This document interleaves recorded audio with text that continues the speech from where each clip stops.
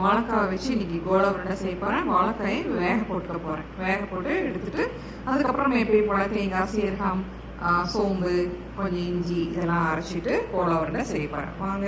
எல்லாத்துக்கும் தெரியும் சோயா சங்கு பக்கத்தில் எப்பயுமே வச்சுக்கோங்க. வச்சிட்டிங்கன்னா உங்களுக்கு இது அப்படியே ஒரிஜினல் மட்டன் கோலா மாதிரியே வரும் அந்த டேஸ்ட். இப்போது நம்ம கோலா உருண்டை செய்கிறதுக்கு மட்டன் கோலா உருண்டை வெஜ் மட்டன் கோலா உருண்டை செய்கிறதுக்கு தேங்காய், பொட்டுக்கடலை, இஞ்சி, பட்டை, கிராம்பு, சோம்பு, வரமிளகாய், கருவேப்பிலை இதெல்லாம் எடுத்து இதை அரைச்சிக்கலாம். வாழைக்காயை இந்த மாதிரி வேக வச்சுக்கலாம். நான் குக்கரில் வேக வைக்கிறேன். ஒரு விசில் விட்டால் வெந்துடும். வாழைக்காய் வெந்துருச்சு. பாருங்க, வாழைக்காய் இந்த மாதிரி இது பண்ணாலே போதும், நல்லா காயும். நல்லா மசிச்சிட்டேன். வாழைக்காயை வேக வச்சு நல்லா இது பண்ணியாச்சு. இப்போ பாருங்க, நம்ம மிக்சியில் போட்டு வச்சோம் இல்லையா சோயா சங்க், அப்புறம் நம்ம அந்த தேங்காய் இதெல்லாம் மசாலா இதெல்லாம் இருக்குல்ல, அது எல்லாத்தையும் மிக்ஸ் பண்ணிக்கலாம். ஒன்றா மிக்ஸ் பண்ணிக்கலாம். நான் இது கூட நான் சால்ட் போடல, கொஞ்சம் சால்ட் ஆட் பண்ணிக்கிறேன். சரியா? போட்டுட்டு நம்ம இதை எடுத்து வச்சு தோல் ஊசி மசிச்சு வச்சு வாழைக்காயும் போட்டுக்கலாம். போட்டு கலந்து விட்டு வெஜ் கோலா உருண்டை செஞ்சீங்கன்னு வச்சுக்கோங்க, எனக்கு யாருக்குமே கண்டுபிடிக்க மாட்டாங்க நீங்கள் வெஜ்ஜாக செஞ்சீங்களா இல்லை மட்டனில் தான் செஞ்சீங்களா அப்படின்ட்டு. சரியா? இதில் நான் இது வேறு எதுவுமே ஆட் பண்ணலை. இதே நல்லா கெட்டியாக இருக்குது. இதே எனக்கு போதும்.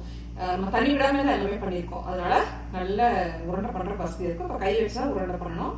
கலந்து விட்டுட்டு உருண்டை பண்ணுறேன். எவ்வளோ நல்லா கெட்டியாக வந்துருக்கு பார்த்தீங்கன்னா, நல்லா கெட்டியாக இருக்குது. உருண்டை பிடிச்சி வச்சு கோலா உருண்டைகளை போட்டு எடுக்கலாமே. உருண்டை பிடிச்சி வச்சு காட்டுறேன். 2 வாழைக்காய்க்கு சின்ன வாழைக்காய் இவ்வளோதான் எனக்கு வந்தது, போதும். இப்போ போட்டுடலாம். வாங்க, ஆயில் காஞ்சிருச்சு. போட்டுடலாம். உடனே ஆயிடும். சரியா?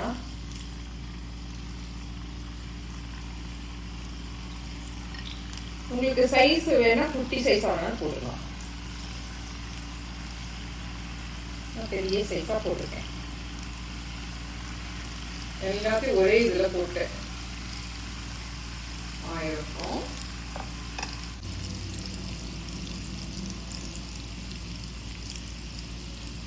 ஒரு 5 நிமிஷம் வேகட்டும்.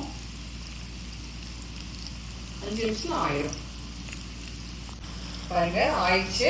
இந்த கடலை வந்தாலே எடுத்துடலாம். சரியா?